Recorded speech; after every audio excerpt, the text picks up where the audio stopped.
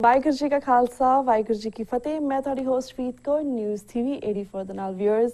ਭਾਰਤ ਦਾ ਪ੍ਰਧਾਨ ਮੰਤਰੀ ਨਰਿੰਦਰ ਮੋਦੀ 14 ਅਪ੍ਰੈਲ ਨੂੰ ਕੈਨੇਡਾ ਪਹੁੰਚ ਰਿਹਾ ਹੈ। ਉਹ ਓਟਵਾ ਵਿਖੇ ਕੈਨੇਡੀਅਨ ਪ੍ਰਧਾਨ ਮੰਤਰੀ ਸਟੀਵਨ ਹਾਰਪਰ ਨੂੰ ਮਿਲ ਰਿਹਾ ਹੈ। ਸਿੱਖ ਜਸਟਿਸ ਜਥੇਬੰਦੀ ਅਤੇ ਹੋਰ ਜਥੇਬੰਦੀਆਂ ਨਾਲ ਮਿਲ ਕੇ ਇਸ ਜਥੇਬੰਦੀ ਨੇ ਮੋਦੀ ਦੀ ਆਮਦ ਤੇ ਬਹੁਤ ਸਾਰੇ ਪ੍ਰੋਗਰਾਮਸ ਉਲੀਕੇ ਨੇ।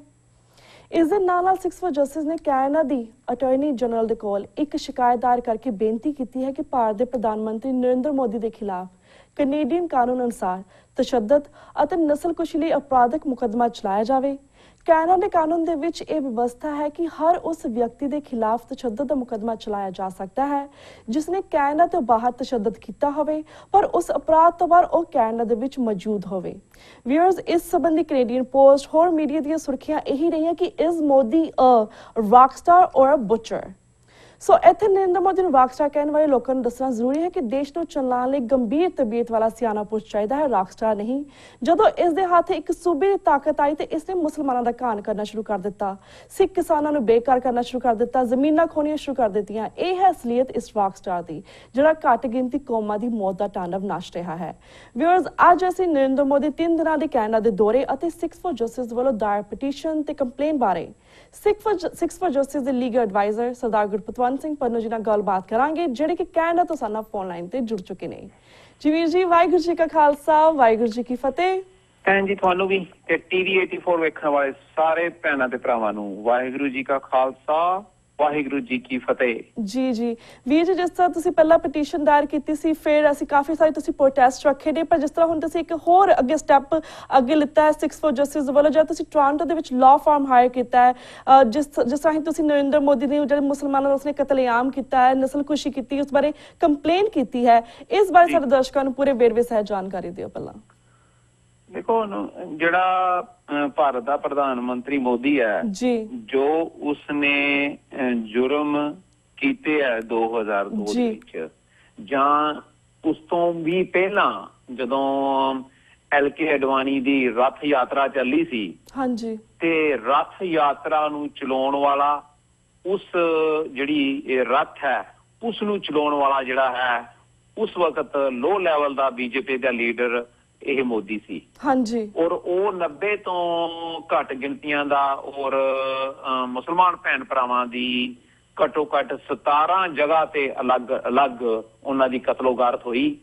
ਔਰ 2002 ਦੇ ਵਿੱਚ ਜਦੋਂ ਇਹ ਚੀਫ ਮਿਨਿਸਟਰ ਬਣਦਾ ਤੇ ਫਰਵਰੀ ਮਾਰਚ ਦੇ ਵਿੱਚ ਇਹਦੀ ਦੇਖ ਰੇਖ ਦੇ ਹੇਠਾਂ, ਹਾਂਜੀ, ਹਜ਼ਾਰਾਂ ਦੀ ਤਾਦਾਦ ਚ ਮੁਸਲਮਾਨ ਭੈਣ ਭਰਾ ਜਿਹੜੇ ਉਹ ਕਤਲ ਕਰ ਦਿੱਤੇ ਗਏ।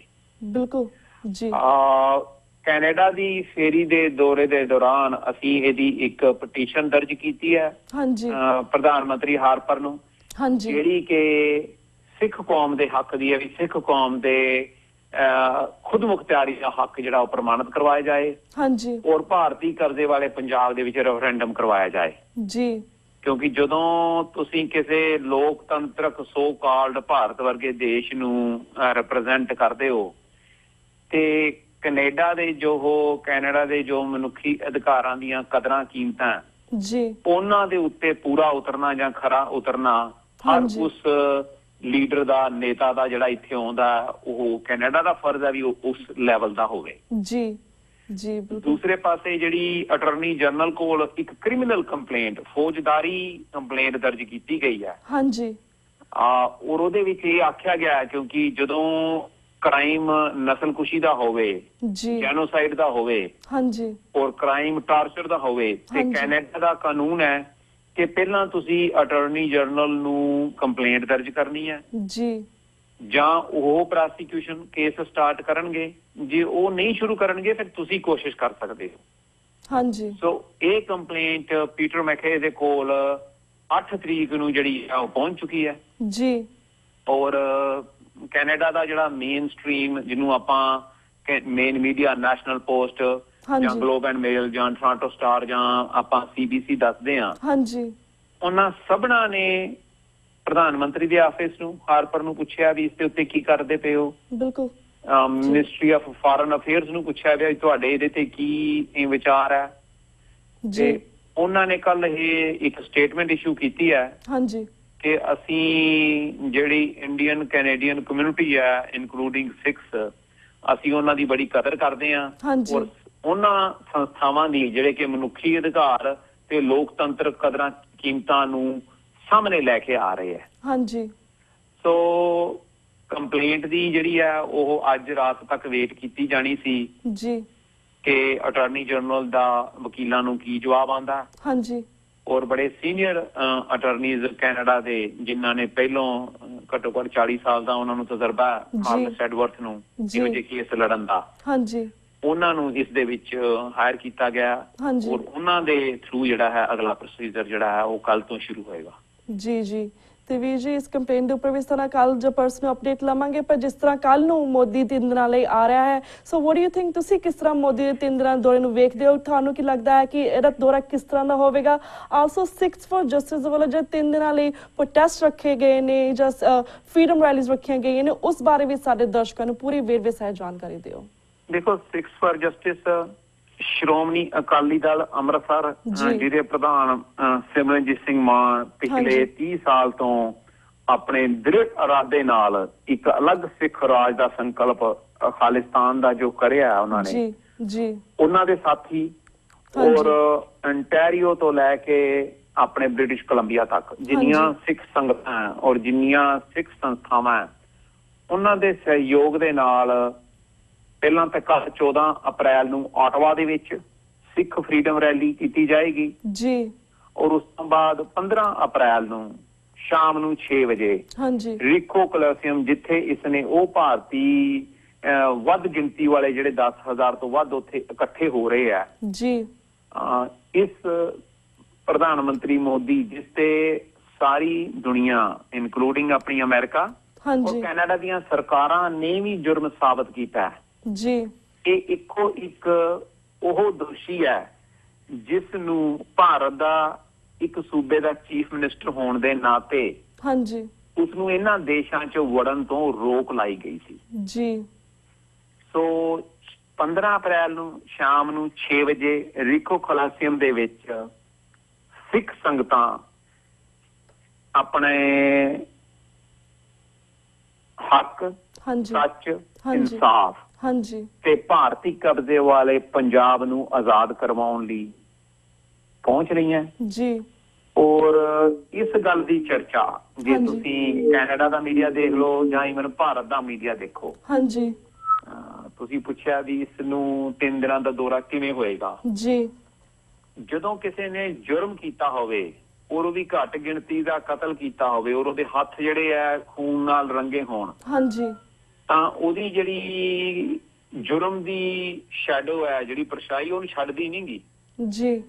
ਔਰ ਅੱਜ ਦੀ ਨੈਸ਼ਨਲ ਪੋਸਟ ਦੀ ਜਿਹੜੀ ਮੇਨ ਪੇਜ ਦੀ ਖਬਰ ਹੈ ਰੌਕ ਸਟਾਰ ਆਰ ਬੁਚਰ, ਉਹ ਇਸ ਗੱਲ ਨੂੰ ਸਾਬਤ ਕਰਦੀ ਹੈ ਜੀ ਕਿ ਜੋ 11 ਦਿਨ ਪਹਿਲਾਂ ਉਹਨਾਂ ਭਾਰਤੀ ਹਾਕਮਾਂ ਦਾ ਜਾਂ ਸਰਕਾਰ ਦਾ ਮਨਸੂਬਾ ਸੀ ਕਿ ਅਸੀਂ ਕੈਨੇਡਾ ਦੇ ਵਿੱਚ ਜਾਵਾਂਗੇ ਔਰ ਅਸੀਂ ਕੁਝ ਸਿੱਖ ਸੰਸਥਾਵਾਂ ਜਾਂ ਉਹਨਾਂ ਨੂੰ ਸਿੱਖ ਕੌਮ ਨੂੰ ਇਹ ਕਹਿ ਕੇ ਅਸੀਂ ਭਰਮਾਵਾਂਗੇ ਜੀ ਅਸੀਂ ਕਾਲੀਆਂ ਸੂਚੀਆਂ ਖਤਮ ਕਰ ਦਿੱਤੀਆਂ ਜੀ ਜਾਂ ਅਸੀਂ ਇਹਨਾਂ ਦੇ ਹੱਕ ਦੀ ਗੱਲ ਕਰਾਂਗੇ, ਉਹ ਬਿਲਕੁਲ ਜਿਹੜਾ ਹੈ ਨਾਕਾਮਯਾਬ ਹੋਏ ਔਰ ਕੌਮ ਨੇ ਇੱਕ ਜਿਹੜਾ ਚਿਹਰਾ ਮੋਹਰਾ ਮੋਦੀ ਨੇ ਪਾਇਆ ਜੀ ਵੀ ਮੈਂ ਦੁਨੀਆ ਦੇ ਵਿੱਚ ਭਾਰਤ ਦਾ ਬਿਜ਼ਨਸ ਲੈ ਕੇ ਚੱਲਾਂਗਾ, ਉਹ ਸਾਰੀਆਂ ਮੀਡੀਆ ਨੇ ਉਸ ਦਾ ਜਿਹੜਾ ਬਿਲਕੁਲ ਦੁਨੀਆ ਸਾਹਮਣੇ ਨੰਗਾ ਕਰ ਦਿੱਤਾ। ਬਿਲਕੁਲ ਜੀ। ਤੇ I'm sorry ਵੀਰ ਜੀ to cut you off, ਪਰ ਜਿਸ ਤਰ੍ਹਾਂ ਤੁਸੀਂ ਗੱਲ ਕੀਤੀ ਕਿ ਇਸ ਤਰ੍ਹਾਂ ਮਾਈਨੋਰਿਟੀਜ਼ ਦਾ ਇਹਨੇ ਘੱਟ ਗਿਣਤੀ ਕਿਸ ਤਰ੍ਹਾਂ ਕਤਲ ਕੀਤਾ ਹੈ, ਰਾਈਟ, ਐਂਡ ਆਪਾਂ ਸਿੱਖ ਜਥੇਬੰਦੀਆਂ ਤੇ ਇਕੱਠੇ ਹੋ ਕੇ ਪ੍ਰੋਟੈਸਟ ਕਰ ਰਹੇ ਨੇ, ਕਿ ਇਸ ਦੇ ਵਿੱਚ ਮੁਸਲਿਮ ਕੋਈ ਜਥੇਬੰਦੀਆਂ ਵੀ ਤੁਹਾਡਾ ਸਾਥ ਦੇ ਰਹੀਆਂ ਨੇ ਕੈਨੇਡਾ ਦੇ ਵਿੱਚ? ਦੇਖੋ ਅਸੀਂ ਤੇ ਆਪਣੀ 6 ਫॉर ਜਸਟਿਸ ਜੀ, ਸ਼੍ਰੋਮਣੀ ਅਕਾਲੀ ਦਲ ਅੰਮ੍ਰਿਤਸਰ ਸਿੱਖ ਸੰਸਥਾਵਾਂ ਤੇ ਗੁਰਦੁਆਰਾ ਸਾਹਿਬਾਨ ਦੀਆਂ ਕਮੇਟੀਆਂ ਜੀ, ਸਾਡਾ ਜਿਹੜਾ ਅਹਿਦ ਹੈ ਉਹ ਸਿੱਖ ਕੌਮ ਦੇ ਲਈ ਭਾਰਤੀ ਕਬਜ਼ੇ ਵਾਲੇ ਪੰਜਾਬ ਦੇ ਵਿੱਚ ਆਜ਼ਾਦੀ ਔਰ ਰੈਫਰੈਂਡਮ ਕਰਵਾਉਣਾ ਔਰ ਜਿਹੜੀਆਂ ਦੂਸਰੀਆਂ ਕਮਿਊਨਿਟੀਜ਼ ਹੈ ਜੀ ਉਹ ਆਪਣੀ ਆਪਣੀ ਥਾਂ ਦੇ ਉੱਤੇ ਮੋਦੀ ਦੇ ਖਿਲਾਫ ਪ੍ਰੋਟੈਸਟ ਕਰ ਰਹੀਆਂ ਜੀ, ਖਬਰਾਂ ਦੇ ਵਿੱਚ ਆਇਆ। ਹਾਂਜੀ। ਪਰ ਜਿਹੜਾ ਸਿੱਖ ਕੌਮ ਦਾ ਹਿੱਸਾ ਜੀ ਲਗਾਤਾਰ ਕਿ ਇਸ ਖਾਲਸਾ ਸਾਜਨ ਦਿਵਸ ਦੇ ਉੱਤੇ ਆਪਾਂ ਪੂਰੀ ਕੌਮ ਜਿਹੜੀ ਹੈ ਗੁਰੂ ਸਾਹਿਬਾਨ ਸਾਹਮਣੇ ਆਪਣੇ ਪਰਿਵਾਰਾਂ ਦੀਆਂ ਖੁਸ਼ੀਆਂ ਮੰਗਦੇ ਹਾਂ ਔਰ ਆਪਣੇ ਬਿਜ਼ਨਸ ਨੂੰ ਵਧਾਉਣ ਦੀਆਂ ਗੱਲਾਂ ਕਰਦੇ ਹਾਂ। ਹਾਂਜੀ। ਪਰ ਹਰ ਜਿਹੜਾ ਸਿੱਖ ਹੈ ਗੁਰੂ ਦਾ, ਉਹਨੂੰ ਗੁਜ਼ਾਰਿਸ਼ ਹੈ ਕਿ ਕੌਮ ਦੀ ਆਜ਼ਾਦੀ, ਕੌਮ ਦੀ ਚੜ੍ਹਦੀ ਕਲਾ ਜੀ ਔਰ ਭਾਰਤੀ ਕਬਜ਼ੇ ਵਾਲੇ ਪੰਜਾਬ ਨੂੰ ਆਜ਼ਾਦ ਕਰਨ ਦੀ ਆਪਾਂ ਅਰਦਾਸ ਕਰੀਏ। ਬਿਲਕੁਲ ਜੀ। ਤਾਂ ਜੋ ਪਿਛਲੇ 70 ਸਾਲ ਦੀ 60 ਸਾਲ ਦੀ ਗੁਲਾਮੀ ਆਪਣੇ ਪਈ ਹੈ, ਹਾਂਜੀ, ਉਹਦੇ ਚੋਂ ਮੁਕਤ ਹੋ ਸਕੀਏ। ਜੀ ਬਿਲਕੁਲ ਬਿਲकुल। ਤੇ ਵੀਰ ਜੀ, ਜਿਸ ਤਰ੍ਹਾਂ ਅਸੀਂ ਆਪਣੀ ਖਾਲਿਸਤਾਨ ਦੀ ਗੱਲ ਕਰਦੇ ਹਾਂ, ਆਪਣੀ ਆਜ਼ਾਦੀ ਦੀ ਗੱਲ ਕਰਦੇ ਹਾਂ, ਆਪਣੀ ਵੱਖਰੀ ਹੋਣ ਦੀ ਗੱਲ ਕਰਦੇ ਹਾਂ ਕਿ ਕਿਸ ਤਰ੍ਹਾਂ ਰੈਫਰੈਂਡਮ ਹੋਣਾ ਚਾਹੀਦਾ, ਸਾਨੂੰ ਚੁਆਇਸ ਹੋਣੀ ਚਾਹੀਦੀ ਟੂ ਸੈਲਫ ਡਿਟਰਮੀਨੇਸ਼ਨ। ਪਰ ਜਿਸ ਤਰ੍ਹਾਂ ਲਾਈਕ ਇੱਕਦਮ ਮੋਦੀ ਨੂੰ ਪਤਾ ਹੈ ਕਿ ਕੈਨੇਡਾ ਦੇ ਵਿੱਚ ਕਿਸ ਤਰ੍ਹਾਂ, ਪਹਿਲਾਂ ਅਮਰੀਕਾ ਦੇ ਵਿੱਚ ਕਿਸ ਤਰ੍ਹਾਂ ਦੀ ਬੇਇੱਜ਼ਤੀ ਕਰਕੇ ਉਹਨੂੰ ਵਾਪਸ ਭੇਜਿਆ ਸੀ, ਪਰ ਹੁਣ ਜਿਸ ਕੈਨੇਡਾ ਦੇ ਵਿੱਚ ਆ ਰਿਹਾ, ਇੱਥੇ ਵੀ ਸਿੱਖ ਸੰਗਤਾਂ ਕਿਸ ਤਰ੍ਹਾਂ ਪ੍ਰੋਟੈਸਟ ਕਰ ਰਹੀਆਂ ਨੇ ਜਾਂ ਰੈਲੀਜ਼ ਕਰ ਰਹੀਆਂ ਨੇ, ਉਹਨੂੰ ਪਤਾ ਹੈ। Is that the reason why he is gonna stop by Kanishka memorial, ਤਾਂ ਕਿ ਉਹ ਸਿੱਖਾਂ ਦੇ ਸੰਘਰਸ਼ ਨੂੰ ਬਦਨਾਮ ਕਰ ਸਕੇ? What do you think? ਦੇਖੋ, ਇਹ ਤਾਂ ਭਾਰਤ ਦਾ ਜਿਹੜਾ ਕਨਿਸ਼ਕਾ ਬੰਬਿੰਗ ਹੈ ਜੀ 85 ਦੀ, ਹਾਂਜੀ, ਇਹ ਜਿੰਨੀਆਂ ਵੀ ਇੱਥੇ ਕਮਿਸ਼ਨ ਬਣੇ ਆ, ਹਾਂਜੀ, ਜਾਂ ਜਿੰਨੇ ਵੀ ਤੁਸੀਂ 85 ਦੀ ਰਿਪੋਰਟਾਂ ਦੇਖ ਲਓ, ਹਾਂਜੀ, ਇਹ ਬਿਲਕੁਲ ਸਾਫ਼ ਹੈ, ਹਾਂਜੀ, ਕਿ ਭਾਰਤ ਨੇ ਆਪ ਉਹ ਪਲਾਨ ਕੀਤਾ, ਹਾਂਜੀ, ਫਿਰ ਐਗਜ਼ੀਕਿਊਟ ਕੀਤਾ, ਜੀ, ਔਰ ਇਹ ਗੱਲ ਉਸ ਵਕਤ ਸਾਬਤ ਹੁੰਦੀ ਹੈ ਜਦੋਂ ਸਾਫਟ ਟਾਰਗੇਟ ਜਿਹੜੀ ਕਿਤਾਬ ਛਪਦੀ 99 ਦੇ ਵਿੱਚ, ਹਾਂਜੀ, ਉਸਨੇ ਆਖਿਆ ਕਿ RCMP ਤੇ ਜਿਹੜੀ ਇੱਥੇ ਦੀ ਇੰਟੈਲੀਜੈਂਸ ਏਜੰਸੀ ਹੈ CSIS, ਹਾਂਜੀ, ਉਹਨਾਂ ਨੇ ਅੱਖਾਂ ਬੰਦ ਕਰੀ ਰੱਖੀਆਂ, ਲੇਕਿਨ CSIS ਦੀਆਂ ਅੱਖਾਂ, ਹਾਂਜੀ, ਕਨਿਸ਼ਕਾ ਬੰਬਿੰਗ ਤੋਂ ਥੋੜੇ ਦਿਨ ਪਹਿਲਾਂ ਖੁੱਲੀਆਂ, ਜੀ, ਤੇ ਜਦੋਂ ਉਹਨਾਂ ਨੇ ਜੋ ਇਹ ਪਲਾਨ ਕਰ ਰਹੇ ਸੀ ਉਹਨਾਂ ਦਾ ਖੁਰਾ ਖੋਜ ਕੇ ਪਿੱਛੇ ਨੂੰ ਗਏ ਤੇ ਉਹ ਭਾਰਤੀ ਕਾਉਂਸਲੇਟ ਤੱਕ ਪਹੁੰਚੇ, ਹਾਂਜੀ, ਔਰ ਭਾਰਤੀ ਕਾਉਂਸਲੇਟ ਤੱਕ ਉਸ ਚੀਜ਼ ਦੀਆਂ ਜੜ੍ਹਾਂ ਸੀ, ਫਿਰ ਵੀ ਇਹਨਾਂ ਨੇ ਹੋਣ ਦਿੱਤਾ, ਹਾਂਜੀ, ਔਰ ਅੱਗੇ ਉਹਨਾਂ ਨੇ ਲਿਖਿਆ ਰਾਜਨੀਤਿਕ ਪ੍ਰੈਸ਼ਰ ਇੰਨਾ ਸੀ ਕਿ CSIS ਕੁਝ ਕਰ ਨਹੀਂ ਸਕੀ, ਹਾਂਜੀ। ਸੋ ਜਦੋਂ ਦਾ ਇਹਨਾਂ ਨੇ 85 ਕਨਿਸ਼ਕਾ ਬੰਬਿੰਗ ਆਪਣੇ ਆਪ ਭਾਰਤ ਨੇ ਕਰਵਾਈ, ਸਰਕਾਰ ਨੇ, ਜੀ, ਉਦੋਂ ਤੋਂ ਇਹਨਾਂ ਨੇ ਨਾਰਥ ਅਮਰੀਕਾ ਦੇ ਵਿੱਚ ਸਿੱਖਾਂ ਦੇ ਉੱਤੇ, ਹਾਂਜੀ, ਅੱਤਵਾਦ ਦਾ ਲੇਬਲ ਲਗਾ ਕੇ ਉਹਨਾਂ ਨੂੰ ਬਦਨਾਮ ਕਰਨਾ ਸ਼ੁਰੂ ਕੀਤਾ। ਬਿਲਕੁਲ। ਜੋ ਨਾਰਥ ਅਮਰੀਕਨ ਆਪਣੀ USA ਦੀ, ਕੈਨੇਡਾ ਦੀ ਸਪੋਰਟ ਸੀ, ਹਾਂਜੀ, ਉਸ ਨੂੰ ਬੜੇ ਢੰਗ ਦੇ ਨਾਲ ਇਹਨਾਂ ਨੇ ਆਪਣੇ ਤੋਂ ਖੋਇਆ, ਜੀ, ਔਰ 30 ਸਾਲ ਦਾ ਇਤਿਹਾਸ ਹੈ, ਹਾਂਜੀ, ਜਿਹੜਾ ਕਿ ਫਿਰ ਅਪ੍ਰੈਲ 15 ਨੂੰ ਦੁਹਰਾਇਆ ਜਾਊਗਾ ਮੋਦੀ ਦੇ ਰਾਹੀਂ, ਜੀ, ਕਿ 에ਅਰ ਇੰਡੀਆ ਦੀ ਜਿਹੜੀ ਕਨਿਸ਼ਕਾ ਸਾਈਟ ਹੈ ਮੈਮੋਰੀਅਲ, ਹਾਂਜੀ, ਉੱਥੇ ਜਾ ਕੇ ਉਹਨਾਂ ਨੂੰ ਹੋਮੇਜ ਪੇ ਕੀਤੀ ਜਾਏ, ਜੀ। ਪਰ ਸਿੱਖਸ ਫਾਰ ਜਸਟਿਸ ਔਰ ਸਮੂਹਕ ਜਥੇਬੰਦੀਆਂ ਨੇ ਇੱਕ ਇਹ ਵੀ ਅਹਿਦ ਲਿਆ ਕਿ ਜਦੋਂ ਉੱਥੇ ਪ੍ਰਧਾਨ ਮੰਤਰੀ ਮੋਦੀ ਜਾਏਗਾ, ਹਾਂਜੀ, ਅਸੀਂ ਕਨਿਸ਼ਕਾ ਦੇ ਲਈ, ਉਹਨਾਂ ਵਿਕਟਮ ਦੇ ਲਈ, ਹਾਂਜੀ, ਜਿਹੜੇ ਕਿ ਨਿਹੱਥੇ ਇਹਨਾਂ ਨੇ ਕੈਨੇਡੀਅਨਸ ਮਾਰ ਦਿੱਤੇ, ਬਿਲਕੁਲ, ਇੱਕ ਸੋਲੀਡੈਰਿਟੀ ਰੈਲੀ ਉਹਨਾਂ ਦੇ ਹੱਕ ਦੇ ਵਿੱਚ ਵਿਕਟਮਸ ਦੇ ਅਸੀਂ ਖੜੇ ਹੋਵਾਂਗੇ, ਜੀ। ਲੇਕਿਨ ਅਸੀਂ ਮੋਦੀ ਦਾ ਉੱਥੇ ਆਉਣ ਦਾ ਜ਼ਿਕਰ ਇਹ ਕਰਨਾ ਹੈ ਕਿ ਜਿਸ ਇਨਸਾਨ ਦੇ ਉੱਤੇ ਕੈਨੇਡਾ ਨੇ 12 ਸਾਲ ਬੈਨ ਲਾਇਆ ਹੋਵੇ ਵੀ ਉਹਨੇ ਮਨੁੱਖੀ ਅਧਿਕਾਰਾਂ ਦੀ ਉਲੰਘਣਾ ਕੀਤੀ ਹੈ, ਹਾਂਜੀ, ਜੇ ਉਹ ਇਹੋ ਜਿਹੀ ਜਗ੍ਹਾ ਤੇ ਕਨਿਸ਼ਕਾ ਮੈਮੋਰੀਅਲ ਪਹੁੰਚਦਾ ਹੈ ਜਿਹੜਾ ਕਿ ਵਿਕਟਮਸ ਲਈ ਬਣਾਇਆ ਗਿਆ, ਜੀ, ਤੇ ਇਹ ਉਹਨਾਂ ਦੇ ਲਈ ਇੱਕ ਡਿਸਆਨਰ ਹੋਏਗਾ, ਜੀ, ਬਿਲਕੁਲ।